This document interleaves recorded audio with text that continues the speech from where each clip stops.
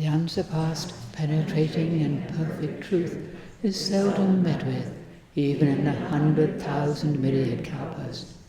Now we can see and hear it, we can remember and accept it.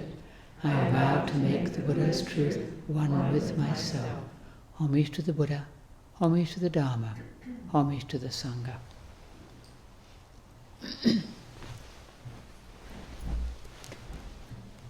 Well, as we've seen, autumn is with us after a long, hot summer with lots of wildfires, smoke. And for many of us, it's a relief. I think for all of us, really, it's a relief. There is less danger of forest fire, especially for us. We actually got to do our Toro yesterday. It was lovely, the first time in several years. It was so nice. Who knows when we can do it again. And for some of us, this autumn is our favorite time of the year. The maple trees.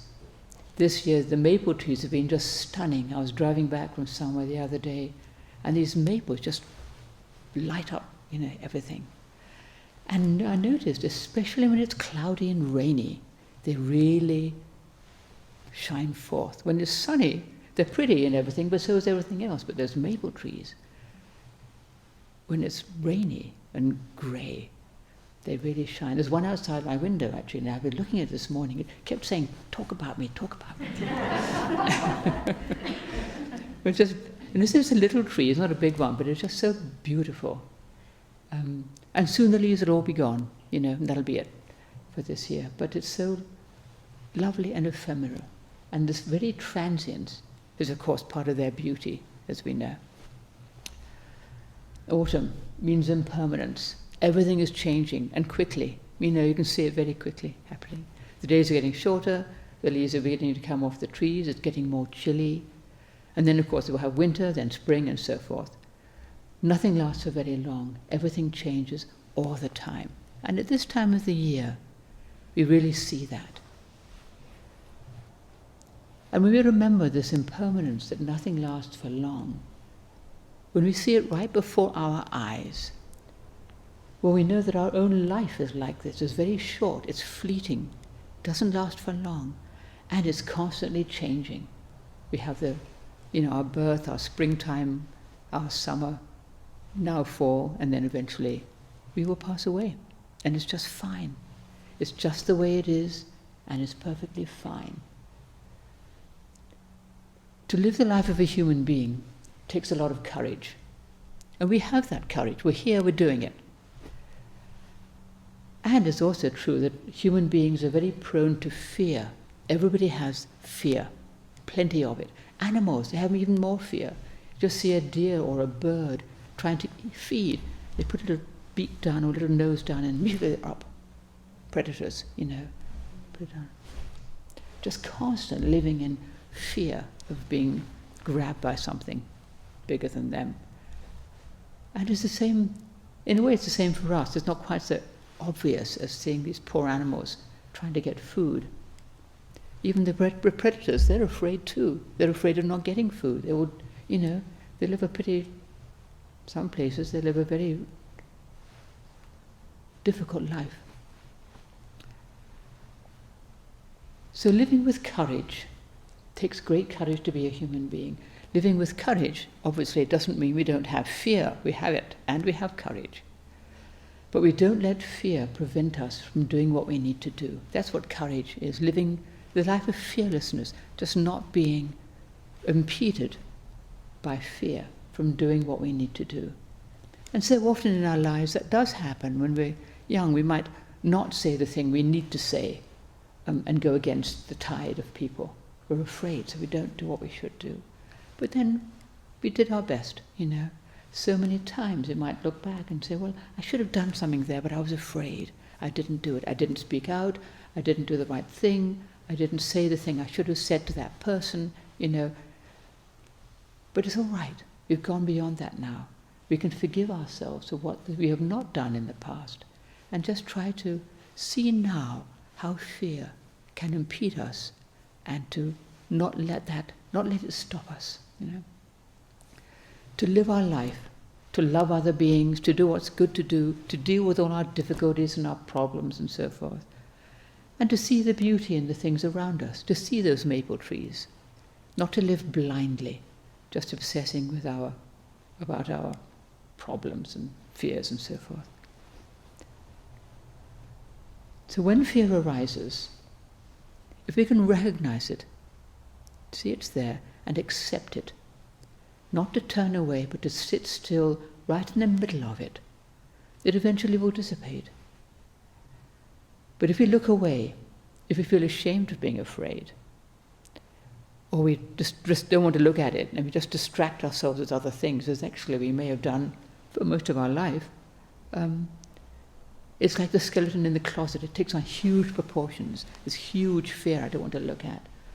But if we just open the closet and let the skeleton fall out, well, it's just a heap of old bones, really. We don't have to be afraid so much. If you look at something right on, it shrinks down to a more manageable size. So when we look, we don't want to look at it. It seems like it's a vast thing, You look at, okay, not so bad. It's very helpful to bear this in mind, because we all have fear. Just to accept that fact, but not to go looking for it, and not to be obsessed with it or drowning in it, but just, here it is, sit still, look it right in the eye. Life is uncertain. There are no guarantees. And actually most of us are more afraid of the unknown than of the things that actually do happen. When hard things do come our way, we deal with them, as best we can. And usually we survive them. So far we seem to have survived. And usually it's not as bad as we thought it would be. That huge skeleton is just a pile of bones. And sometimes it's not even there at all. We think the awful thing is going to happen, and it doesn't happen. Or if it does happen, it'll probably be quite different from the way we thought. This pandemic, if we'd known 3 or 4 years ago there's going to be a huge pandemic throughout the world, we would have been completely dismayed and horrified and all that. But here we are, little masks on, except me because I've got to talk, and just doing our best with it. It may not be what we'd wish, but it's what we have, and if you just accept it and work with it, okay, we survive, it's all right, we're just doing our best. So many things are like that. So many things seem so awful when you think about them ahead of time. And then when they come our way, we deal with them,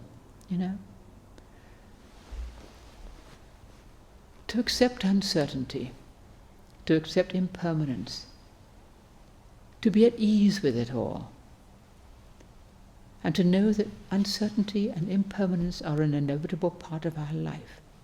This is the perfect time to do that because, as I said, as we know, everything's changing all the time around us. And this helps us to live with courage. This is how it is. Things are uncertain. Life is uncertain. Nothing lasts forever. Okay, this is how it is. It's that we step out into the dark, knowing where we'll put our foot, and something sustains us. The brightness and the darkness are both part of our life. And at this time of year, we're kind of between one and the other. There's a lightness of the summer and there's darkness of winter.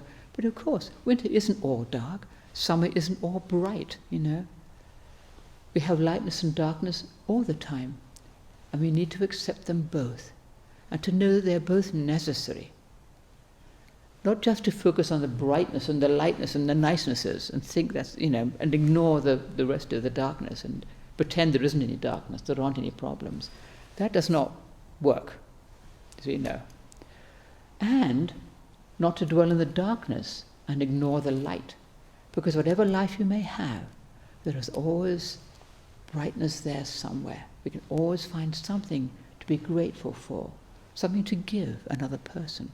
We can always find something to lighten our heart. Those maple trees, they shine against the darkness. Just for a little while, the darkness makes the maple trees shine more brightly, and is transient. And it's that combination of brightness and darkness, and the transient of it all, that really makes them so beautiful. And then the leaves are gone, and it's all fine, we get on with something else. But I just thought it was a nice example of how the light and the dark go together, and how they sustain each other. in our life. We have bright moments and dark moments, and as we know, neither of them last forever, And it's because we've got both joy and suffering that we are motivated to find something that is beyond both, not to get flung around all the time by, oh, how wonderful this is, oh, how awful that is, oh, how happy I am, oh, how miserable I am. That's a terrible suffering, even being happy in that way.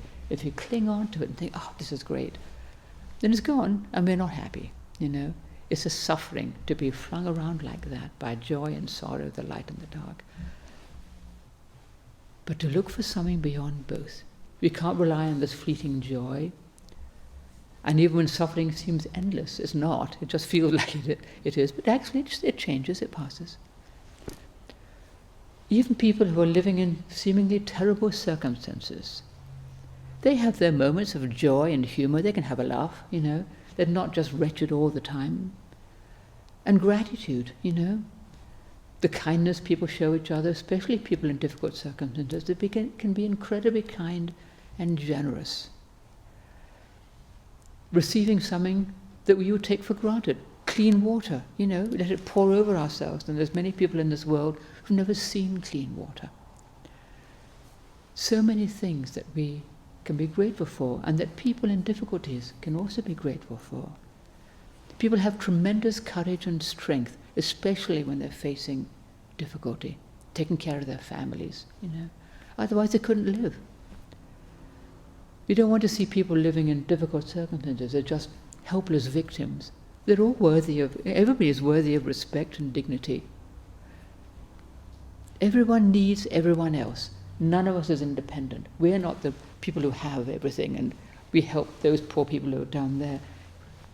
They talk about the haves and the have-nots. Well, everybody has, we all have Buddha nature, which is the one thing we do have, Oh no, it's not ours.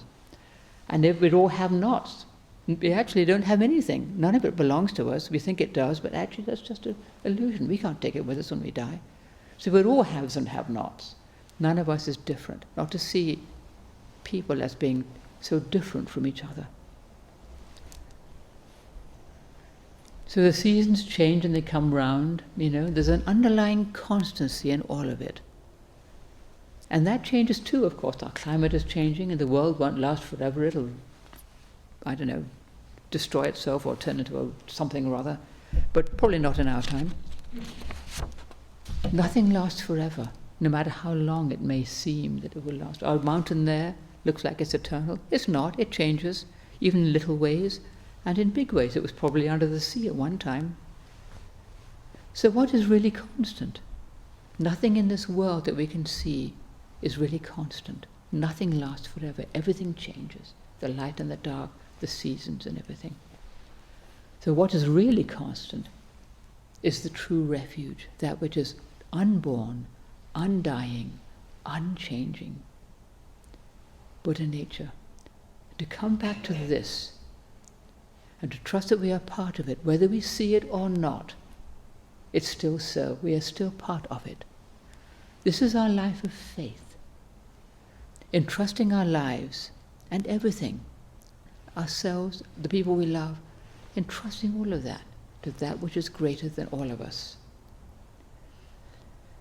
We have our problems and our sorrows and our worries and all that, but most of that's about the past or the future, actually.